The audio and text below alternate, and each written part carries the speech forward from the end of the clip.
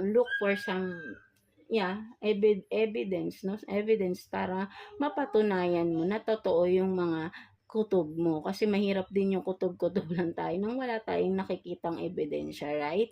No? Para mas may valid reason para magtanong ka, no? Something like that, no? Mga Pisces natin, right? No? So, let's see ano pang possible na paparating na mga challenge sa inyo, mga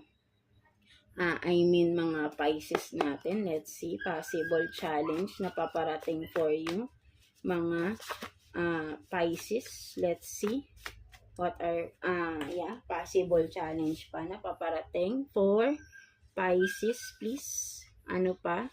Tingnan natin. Possible challenge na paparating for you, Pisces. So, I know you're tired and forget me so you can be happy. So, possible challenge dito na paparating is sabihin natin, no, kasi nga parang tungkol talaga sa relationship, no, ang challenge, no. Ang challenge dito is magle-let go na ba kayo, no?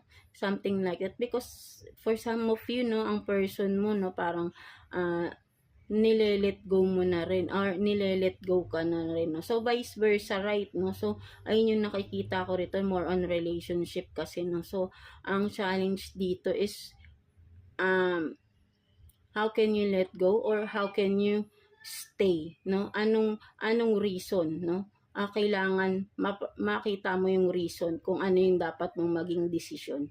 Something like that, no? Kailangan mag-decision ka rito kasi, no? Kung magi-stay ka pa ba because you're not happy na, or magi-stay ka pa ba even though you're not happy, or you are letting go of this to be happy, something like that, no? So choose, no, something like that, no? So that is your challenge, no?